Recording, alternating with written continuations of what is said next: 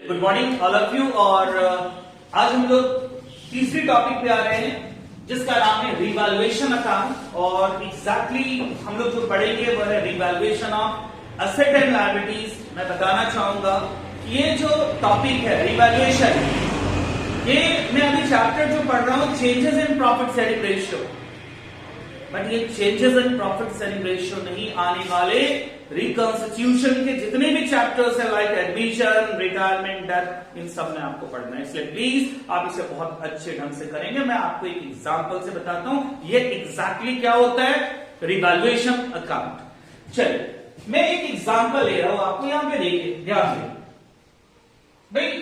एक business start हुआ है 2015, आप समझिए एक बिजनेस स्टार्ट हुआ है 2015 में, और जिसमें जो है ए एंड बी पार्टनर्स।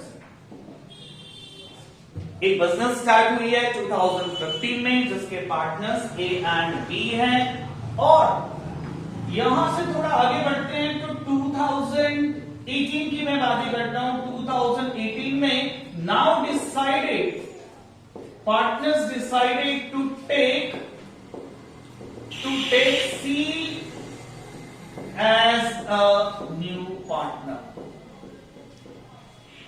तो क्या हुआ भाई 2018 में डिसाइड किया गया कि भाई C को एज अ न्यू पार्टनर हमें लेना है। लिया इन्होंने C को, A और B ने C को अपने बिजनेस में एडमिट किया।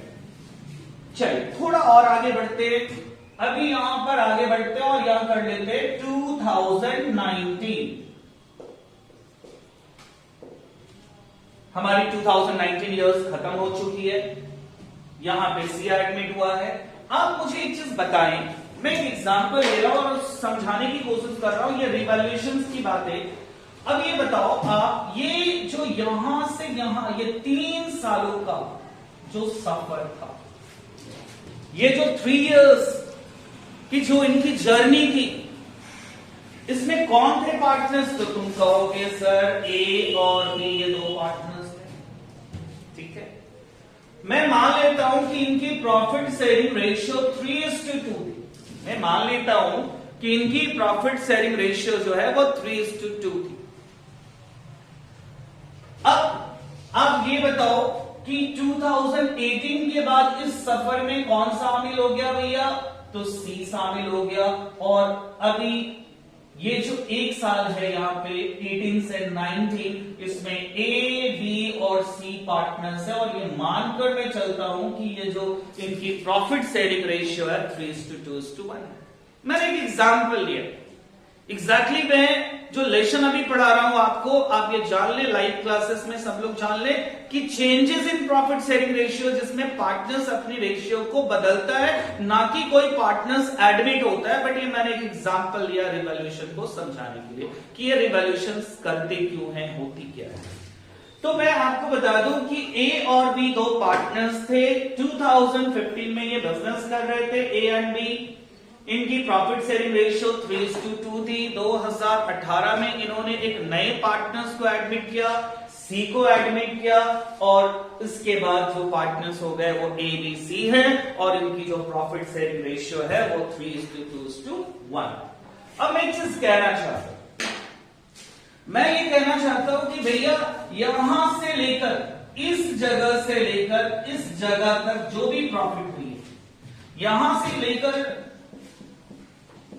2015 से लेकर 2018 तक जो भी प्रॉफिट हुई, क्या इसमें ए बी और सी का भी हिस्सा होगा? मैं जानना चाहता हूं क्या ए बी सी का भी हिस्सा होगा?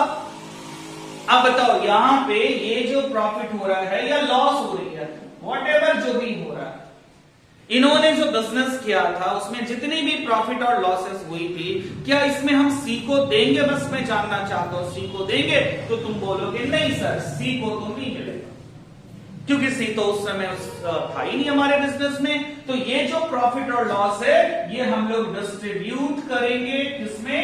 ए एंड बी, और वो भी कौन सी रेशियो में? ओल्ड रेशियो में, विच मीन्स 3:2 मैंने लिखा था, अज्यूम किया। मैं ये कहता हूं कि यहां से यहां के बाद मतलब 15 से 18 के बाद अब 19 तक की बातें करते हैं। ये जो 2019, 18, 19 में जो प्रॉफिट या लॉस हो रही है, जो प्रॉफिट या लॉस हो रही है, क्या इसमें सी का हिस्सा मिलेगा? प्रॉफिट में मिलेगा, लॉस में बेयर करना होगा? बिल्कुल करना होगा भाई, क्योंकि अब बिजनेस में कौन एडमिट हो चुका है? सी एडमिट हुआ है, हो चुका है, अभी यहां पे सी भी है। तो यहां से यहां तक जो पोर्शन थे वो केवल ए और बी के थे, और यहां से यहां तक जो भी होगा वो सी को भी मिलेगा। डिस्ट्रीब्यूट करेंगे, और किसके बीच में डिस्ट्रीब्यूट करेंगे? ए, बी एंड सी, और भी कौन सी रेशियो में? 3:1। तो मैं आपसे एक चीज कहना चाह रहा था कि जो भी बिजनेस हो रही है उस समय जो भी पार्टनर्स थे, जितनी जो बिजनेस हुई इसमें जो भी पार्टनर्स थे, वो प्रॉफिट हो या लॉस हो, वो उनके बीच में डिस्ट्रीब्यूट होगा। जब सी नहीं था तो सी को नहीं लेना है प्रॉफिट, ना तो उसे डिस्ट्रीब्यूट करना है, ना तो लॉस बियर करना। बट जब वो सी उसमें एडमिट हुआ तो अब वो रिस्पॉन्सिबल हो गया वहां पे। अब मान लीजिए कि आज हमारी, एक एग्जांपल ले रहा हूं, आज हमारी डेट है 1 जून। 1 जून से पहले 1 जून को सी एडमिट हुआ। आज 1 जून है और सी एडमिट हुआ है, और आज से पहले मई खत्म हुई, 31 मई को दुकान में आग लगी थी। अब भैया आग लगने से यदि कोई लॉस हुआ है तो क्या उसमें सी भी बियर करेगा? तुम बोलोगे नहीं बियर करेगा, क्योंकि उस दिन तो था नहीं। अब सी एडमिट किया 1 जून को, और उस दिन आग लग गई, 2 तारीख को आग लग गया, या 1 ही तारीख को आग लग गया, भाई एडमिट किया कि आग लग गया।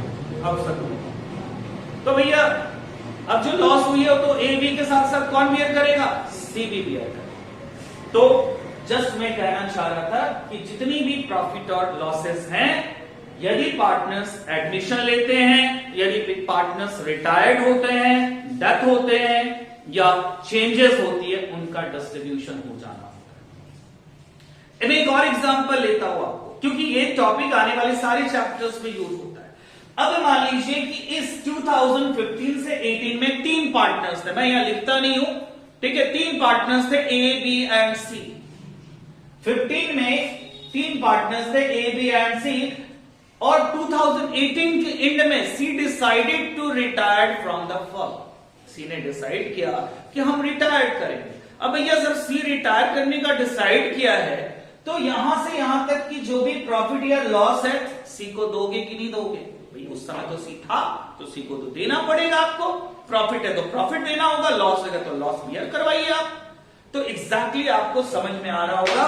अब मैं आता हूं रिवैल्यूएशंस के बारे में। चलिए मैं आपसे कहता हूं कि 2015 में, फिर से बनाना पड़ेगा थोड़ा मुझे, 2000, अच्छा यहां पे देखते हैं, 2015 में मैंने एक लैंड लिया था, जमीन लिया था, जिसकी प्राइस जो थी वो 6 लाख रुपीज थी। आप समझिए मैं मुद्दे पे आ रहा हूं। मैंने एक लैंड लिया था, एक जमीन लिया था, जिसकी प्राइस 2015 में जब बिजनेस स्टार्ट किया था ए एंड बी ने, तो 6 लाख। अब ये of course time to time increase करेगा। भाई आप जानते हो कि नॉर्मली एक लैंड एक ऐसी एसेट होती है जिसमें डेप्रिसिएशन नहीं होता है, एप्रिसिएशन होता है, इसकी प्राइस बढ़ती है। अब क्या है कि ये 2015 में प्राइस था, 2018 में प्राइस इसकी हो गई 9 लाख रुपीज। आप समझिए बढ़ेगा ना प्राइस, घट भी सकता है, बट ये लैंड लिया मैंने, इसके प्राइस को बढ़ाया। और 2019 में इसकी प्राइस हो गई है 10 लाख रुपीज। आप समझिए बहुत इंपॉर्टेंट मैं कह रहा हूं। अब ये बताइए कि यहां से यहां तक 6 से 9 तक जाने में 3 साल लगा, और यहां पे प्रॉफिट हुई है 3 लाख रुपीज। ठीक है, 3 लाख की प्रॉफिट हुई है, 6 से 9 लाख कितना का प्रॉफिट हुआ है? 3 लाख। और 9 से 10 लाख जाने में कितनी की प्रॉफिट हुई है? 1 लाख। और जो टोटल प्रॉफिट हुई है वो कितने की हुई है? 4 lakh rupees. Total profit 4 lakh. अब मैं आपसे पूछता हूं कि ये जो 6 से 9 लाख हुआ, 3 लाख का जो प्रॉफिट बढ़ा है, ये तो उस ड्यूरेशन की बातें हैं जब ए और बी पार्टनर था ना। तो ये जो प्रॉफिट है वो किस में बांटोगे? ए और बी में बांट दो। और जब 9 से 10 लाख हुआ तो जो 1 लाख की प्रॉफिट हो रही है वो किसकी थी भैया? तो उस समय सी भी आ गया था, तो ए बी और सी, यानी 1 लाख आप ए बी सी में बांटो। मैं ये कहना चाहता हूं, यदि आप यहां पे इसकी मार्केट वैल्यू नहीं पता करते, ये जिस दिन सी एडमिट हुआ है आप मार्केट वैल्यू नहीं पता करते, तो ये प्रॉफिट यहां चला जाता, 6 से 10 लाख यहां चला जाता। आपकी प्रॉफिट कितनी होती? 4 लाख रुपए। और ये जब यहां 4 लाख प्रॉफिट होता तो ये 4 लाख किसमें बंटता? ऑफ कोर्स ये 4 लाख हमारा किसमें बंट रहा होता? ए बी और सी में। इसलिए मैं आपसे कहना चाहता हूं कि at the time of admission, at the time of retirement, at the time of death और at the time of changes in profit sharing ratio, हम अपने बिजनेस के सारे एसेट्स और लायबिलिटीज का रिवैल्यूएशन करेंगे। हम पता करेंगे कि ये जो हमारी बुक वैल्यू है, जो बैलेंस शीट में लिखी गई है, और जो मार्केट में उसकी प्राइस है, क्या डिफरेंस है, और जो डिफरेंस हो रही है वो उस दिन हम जो एग्जिस्टिंग पार्टनर हैं, जो पार्टनर्स हैं बिजनेस में, एग्जिस्टिंग मैंने कहा, या आप ओल्ड पार्टनर्स कह सकते हो, हम उसकी प्रॉफिट को, लॉस को बांट देंगे। क्योंकि हम यदि प्रॉफिट लॉस को नहीं बांटते हैं तो ये क्या हो जाएगा? कैरी ऑन हो जाएगा। मैं एक छोटी सी फिर से एग्जांपल ले रहा हूं। मैंने जनरल रिजर्व पढ़ाया था, मैंने पटली की बातें की थी, और मैंने आपसे क्या कहा था कि भाई ए और बी पार्टनर्स हैं और उन्होंने कुछ पैसे रखे, पैसे जमा किए। मैं यदि यहां पे एक चीज कहता, एक पोटली है और इसमें जब ए और बी ने बिजनेस स्टार्ट किया तो कुछ पैसे रखते गए अपनी प्रॉफिट से बचाकर। मान लीजिए ये 20,000 रुपए का हो गया, मैं पूछ रहा हूं आपसे, 20,000 का हो गया, और आज ये 3 सालों से बिजनेस चला रहे हैं और आज 2020 में सी एडमिट हो रहा है, ठीक है, 2020 में सी एडमिट कर रहा है। यदि आप इस 20,000 को नहीं बांटोगे, आप उस पोटली को रहने दोगे, तो ये बता दें कि इसमें हिस्सा आने वाले समय में सी का भी होगा। इसलिए आपका काम है कि आपको इसे क्या कर देना है? डिस्ट्रीब्यूट कर देना। इसी तरह से जितने भी प्रॉफिट या लॉस हो रहे हैं एसेट्स और लायबिलिटीज के बारे में, उसे हमें यहां ट्रीटमेंट करनी है। वो जो भी चैप्टर्स हो उसमें आपको उसकी ट्रीटमेंट करनी है। इसके लिए हम आगे बातें करेंगे कैसे किया जा सकता है। अभी मैंने रिवैल्यूएशंस के बारे में बात करना है मुझे। ये रिवैल्यूएशन अकाउंट मैंने बताया कि इसकी जरूरत क्यों होती है, बस मैं अब आगे आपके बारे में यहां पे बात करूंगा। रिवैल्यूएशन अकाउंट क्या है तो आप समझे, रिवैल्यूएशन अकाउंट समझे, बड़ा इंपॉर्टेंट है। मैंने बार बार रिपीट किया है कि आपका सारा चैप्टर यूज हो रहा है पार्टनरशिप का। तो रिवैल्यूएशन अकाउंट के बारे में कहते हैं, असल में इसे revaluation of asset and liabilities कहते हैं, बट ये है एक टॉपिक है रिवैल्यूएशन। क्या लिखा मैंने? It is a nominal account. तो भैया नॉमिनल अकाउंट है, कौन सा अकाउंट है? नॉमिनल अकाउंट है। तो भैया रूल जानते हैं ना नॉमिनल अकाउंट की? क्या होती है रूल नॉमिनल की? जब लॉस होते हैं तो डेबिट और प्रॉफिट होता है तो क्रेडिट। तो मैंने यहां पे मेंशन भी किया है, it is a nominal account which record losses debit side में रिकॉर्ड होती है एंड गेन्स क्रेडिट साइड में रिकॉर्ड। क्या बताया मैंने कि ये एक रिवैल्यूएशन जो है एक नॉमिनल अकाउंट है जिसमें प्रॉफिट होने पर क्रेडिट साइड में और लॉस होने पे डेबिट साइड में, क्योंकि हमारे रूल्स होती है debit all expenses and losses and credit all income and gains. फिर यहां भी आते हैं, फिर इसको मैं बताता हूं। इन केस ऑफ लॉसेस, यदि लॉस होती है, आप समझिए, यदि हमारा लॉस होता है तो डेबिट होता है। मैंने रिवैल्यूएशन को क्या किया भैया? Debit, revaluation account debit. To क्या होगा? इसमें लॉस होगी। एसेट में होगा तो यहां पे क्या लिख लेना है? एसेट। लायबिलिटीज में होगा तो यहां क्या लिख देना है? लायबिलिटीज, जिसकी भी मैं बातें करूंगा, बट अभी रिवैल्यूएशन के बारे में बात कर रहा हूं कि यदि कोई लॉस होगी तो रिवैल्यूएशन अकाउंट डेबिट होगा, और यदि प्रॉफिट होगा तो रिवैल्यूएशन अकाउंट को हम लोग क्या करेंगे? क्रेडिट। तो एक चीज बहुत अच्छे से मैंने बताया और समझाया, यदि किसी भी असेट या लायबिलिटीज में, इसकी डिटेल्स अभी दे रहा हूं, बट याद रखिए आप खुद बना सकते हैं एंट्री, यदि किसी भी असेट या लायबिलिटीज में लॉस होता है तो रिवैल्यूएशन डेबिट होता है। लॉस कब होता है मैं बताऊंगा, बट ये जान लीजिए रिवैल्यूएशन डेबिट होता है, और प्रॉफिट होने के केस में रिवैल्यूएशन को आपको कहां रखना है, क्रेडिट में, क्योंकि ये कौन सा अकाउंट था, नॉमिनल।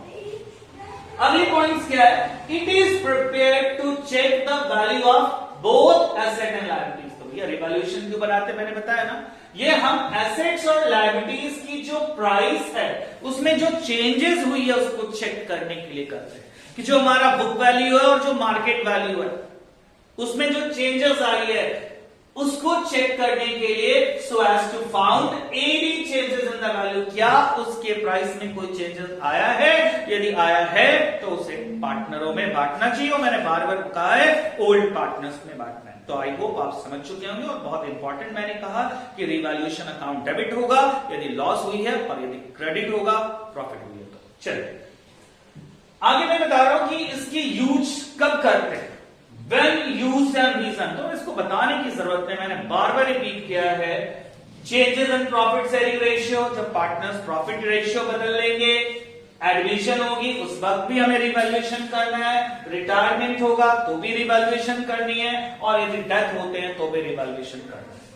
ठीक है, इन सभी केसेस में हमें रिवैल्यूएशन अकाउंट करना है। रिवैल्यूएशन अपने सारे एसेट और लायबिलिटीज की करनी है, जो भी प्रॉफिट लॉस हो रही है वो ओल्ड पार्टनर्स में हमें डिस्ट्रीब्यूट कर देना है। रीजन मैंने बताया, क्योंकि यदि आप आज डिस्ट्रीब्यूट नहीं करोगे तो कल उस पार्टनर्स को भी मिलना स्टार्ट करेगा जो उसके लिए हकदार नहीं था।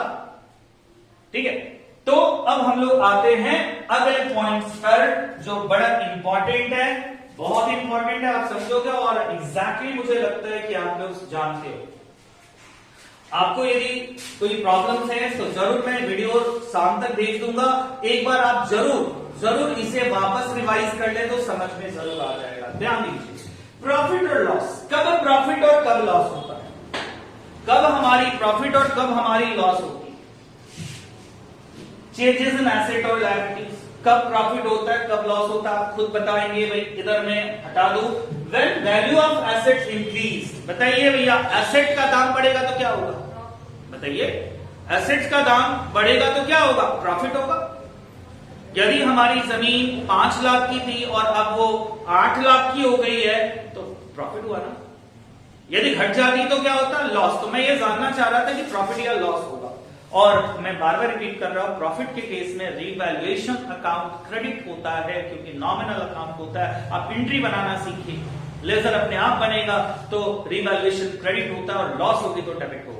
मैं अभी आपको बता रहा हूं कब प्रॉफिट और कब लॉस होता है। चलिए, तो एसेट्स की जब प्राइस बढ़ती है तो प्रॉफिट, आप वहां बैठे हो जरूर अपनी मन में सोचते रहना, बताते रहना अपने आप को।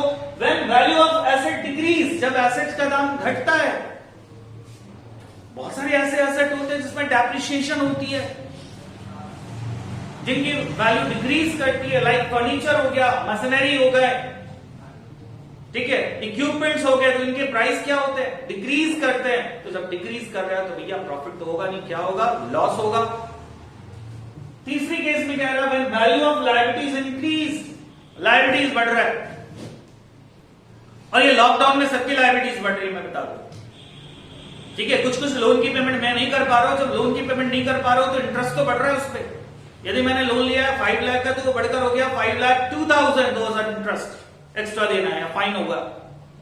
तो ये जो ज्यादा बढ़ रहा है, लायबिलिटी जो बढ़ रहा है, तो लायबिलिटीज बढ़ेगा तो आपको क्या होगा, बढ़ने का मतलब ये कभी नहीं होता कि प्रॉफिट है। लायबिलिटीज बढ़ रहा है, समझिए ना, जहां आपको 5 लाख देना था 5,02,000 देना है, तो ये आपके लिए लॉस है। तो लायबिलिटीज बढ़ेगी तो क्या होगा, लॉस।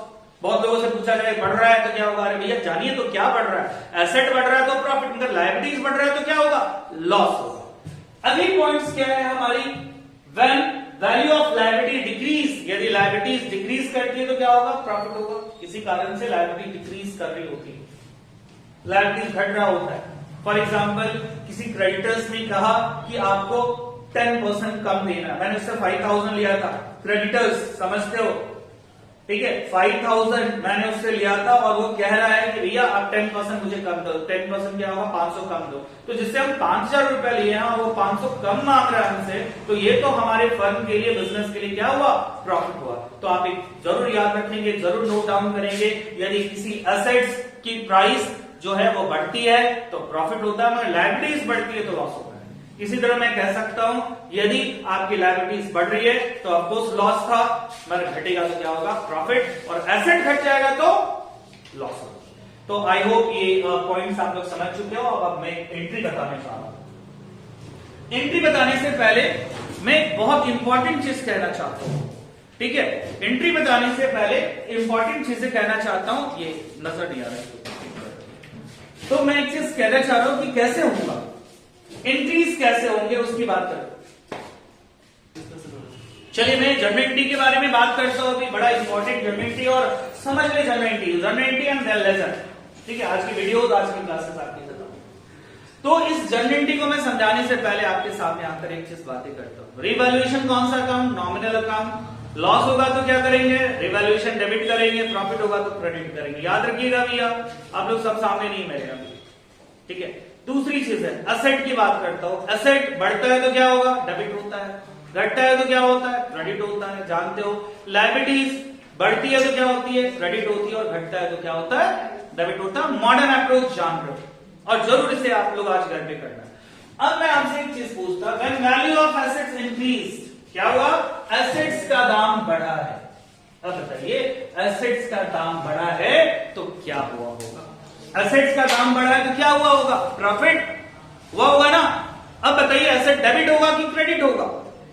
एसेट्स का दाम बढ़ा है, मुझे नहीं बताना, याद नहीं करना है आपको, मैं बार बार रिपीट करना, याद नहीं करना। याद ज्यादा से ज्यादा आप 10 दिन 20 दिन और महीने साल भर कर रख सकते हो, आपको समझना है एसेट्स डेबिट होगा या क्रेडिट होगा। एसेट बढ़ा है, इंक्रीज किया है, प्रॉफिट हुई है।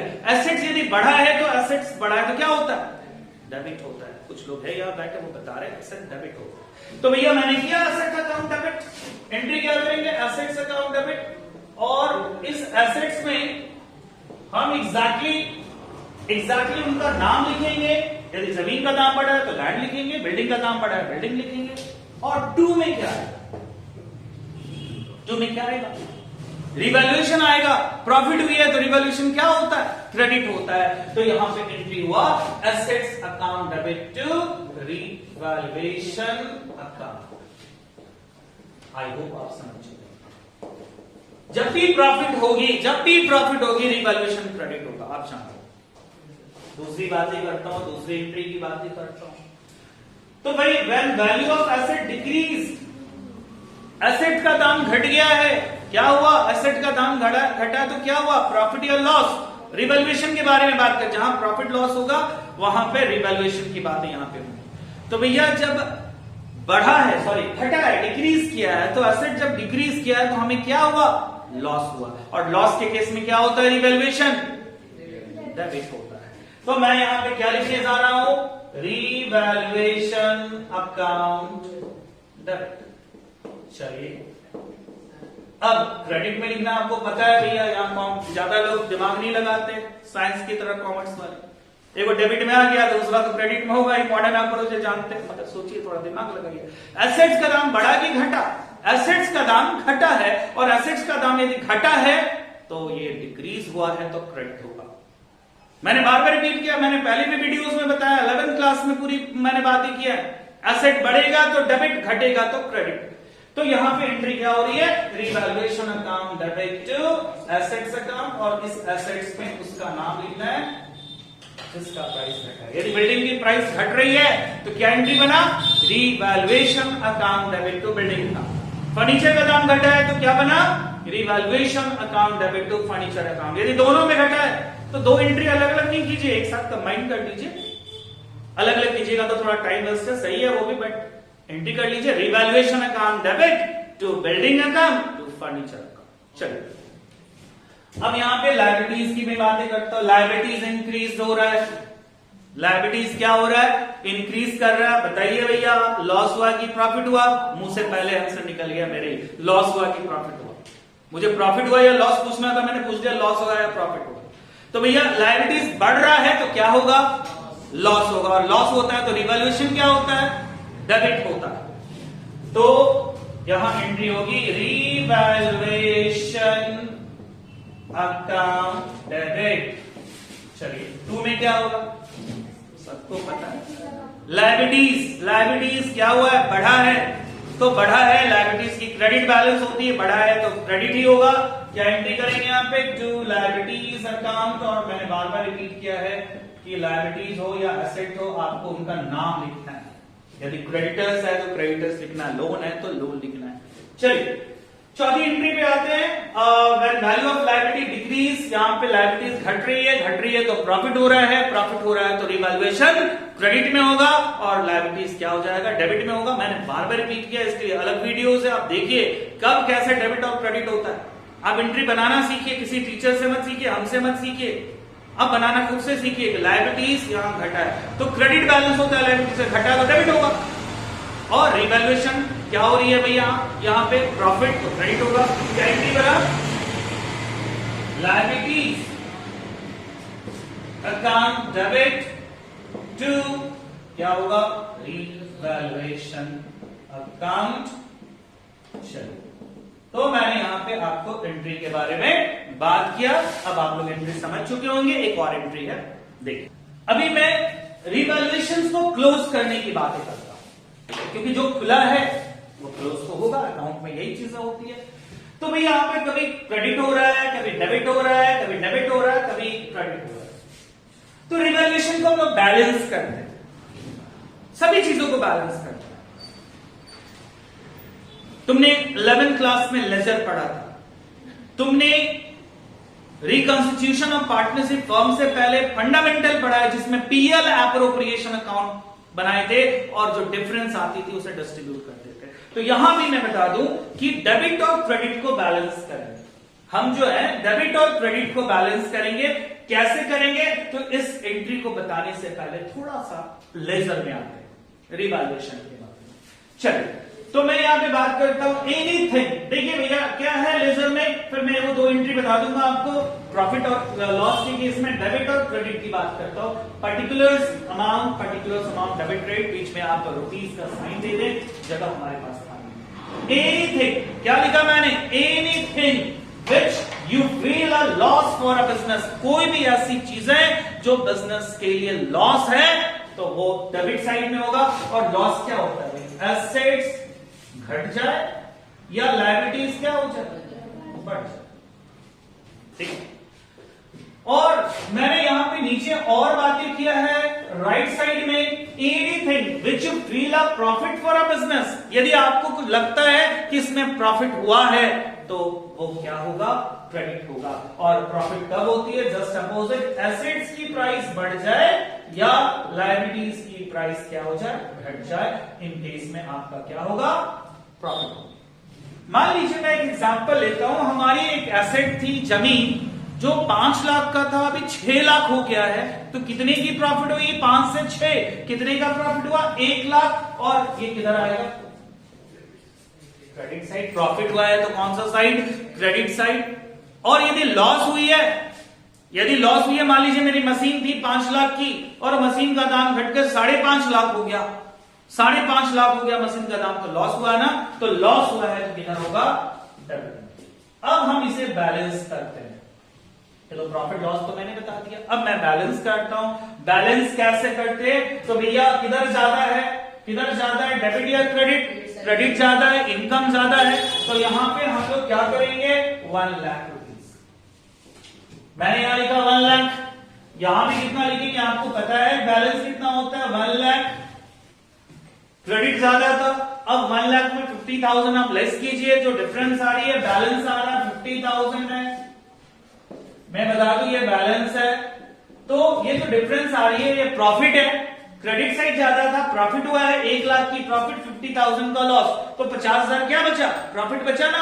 और इसे हम लोग क्या लिखेंगे, to profit transfer to partners capital account. और कौन से पार्टनर्स में बांटेंगे भाई, ए और बी में, या ए बी नहीं बोलता हूं मैं, ओल्ड पार्टनर कहता हूं। कौन से रेशियो में, ओल्ड रेशियो। तो एग्जैक्टली आप लोग समझते हैं। कैसे बनेगा? क्या कहा मैंने? प्रॉफिट को क्रेडिट में लिखना है जैसे भी प्रॉफिट होता है, लॉस को डेबिट में लिखना है। और ये एक लेजर था, लेजर बिल्कुल आप जनरल की हेल्प से भी बना सकते हो, बट आप यहां पे देख सकते हो रिवैल्यूएशन नॉमिनल अकाउंट है, प्रॉफिट क्रेडिट में, लॉस डेबिट में, और बैलेंस करना है।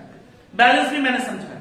एक चीज और मैं समझा दूं, यदि आपका डेबिट ज्यादा होता तो ये टू प्रॉफिट उधर हो जाता। मान लीजिए इधर मान लीजिए 2.5 लाख होता तो 2.5 लाख उधर 1 लाख, तो ज्यादा तो ही ना होता। आप यहाँ पे 2.5 लाख लिखते, यहाँ भी 2.5 लाख लिखते और उसमें 1 लाख घटाते, कितने का लॉस आता? 1,50,000 का। और आप क्या लिख देते? By loss transfer to partners capital account. कौन से पार्टनर बांटना है भैया? ओल्ड पार्टनर्स में बांटना है। और कौन सी रेशियो में बांटनी? ओल्ड रेशियो में बांटनी। चलिए, तो मैं एंट्री की बातें कर रहा हूं। एक एंट्री यहां पे बची हुई है कि बैलेंस करना, balance of revaluation. If credit side more than the debit side, कौन सा ज्यादा है भैया? अभी जो यहां पे मैंने देखा क्रेडिट ज्यादा है किससे? डेबिट से। तो क्या हुआ आपको? फर्म को क्या हुआ? फर्म को फाइनली प्रॉफिट हुआ है। फर्म को क्या हुआ है? प्रॉफिट हुआ है। और प्रॉफिट के केस में किसमें बांटते हैं? प्रॉफिट हो या लॉस है किसमें बांटते हैं? पार्टनर में बांटते हैं। बताइए कि पार्टनर क्या होगा? डेबिट होगा कि क्रेडिट होगा? प्रॉफिट मिल रहा है पार्टनर को, बताइए क्रेडिट होगा ना? पार्टनर्स को प्रॉफिट मिल रहा है तो क्या होगा? क्रेडिट होगा। क्या एंट्री करेंगे? Revaluation account debit. यदि मैं बताऊंगा कि डेबिट क्यों हुआ रिवैल्यूएशन, बट ये तो आपको पता है ना, ओल्ड पार्टनर्स कैपिटल अकाउंट। कौन सी रेशियो में? Old ratio. ये रिवैल्यूएशन डेबिट क्यों हुआ भैया? ये देखिए 1 लाख रुपए क्रेडिट में, 50,000 रुपए डेबिट में। बैलेंस किधर आएगा? डेबिट में 1 लाख। ठीक है, चलिए आपको अपोजिट दिख रहा होगा, इधर मैं मार्क करता हूं। डेबिट में 1 लाख नहीं, क्रेडिट में 1 लाख था, सॉरी। क्रेडिट में 1 लाख और डेबिट में कितना? 50,000। ज्यादा कौन सा? क्रेडिट वाला। तो आपको बैलेंस तो डेबिट में लिखना होगा ना। बैलेंस कैसे करते? बराबर करने के लिए। और जब यहां पर डेबिट साइड ज्यादा होगा, इफ डेबिट साइड जो है more than the credit side, then आपको जस्ट अपोजिट रिवर्स, याद रखना मैं लिख नहीं रहा हूं, अपोजिट एंट्री करनी होगी। सॉरी, लॉस हुआ है तो लॉस के केस में आप क्या करोगे? Old partners capital account debit to revaluation account. तो मैं एक बार फिर से रिपीट कर दूं, अगला जो वीडियो होगा हमारा इसी टॉपिक के क्वेश्चन को सॉल्व करेंगे। बहुत तरह तरह के क्वेश्चंस होते हैं, उनको हम लेंगे। टू बाई के डिफरेंस को लेंगे। मगर मैं अभी एक बार इस रिवैल्यूएशन की थ्योरी बार बार समझा दूं। रिवैल्यूएशन एक नॉमिनल अकाउंट होता है और इसे हम लोग इसलिए प्रिपेयर करते हैं क्योंकि उस समय तक की जो प्रॉफिट है, जो पार्टनर्स चेंज कर रहे हैं रेशियो, उस समय तक की जो प्रॉफिट लॉस है वो निकालें और पार्टनरों में हम डिस्ट्रीब्यूट कर दें। रिवैल्यूएशन का नॉमिनल अकाउंट है और लॉस के केस में डेबिट हुआ है और प्रॉफिट के केस में क्या होगा? क्रेडिट होगा। आपको वीडियोस थोड़ी देर में मिल जाएगी और आई होप आप इसे अंडरस्टैंड कर लेंगे, पढ़ लेंगे और कुछ क्वेश्चन भी आप ट्राई करेंगे। अगले वीडियोस में हम इसके सारे क्वेश्चंस को सॉल्व करेंगे, जो डिफिकल्ट क्वेश्चन है सॉल्व करेंगे। चलिए, आप लोगों को सबको धन्यवाद। Next video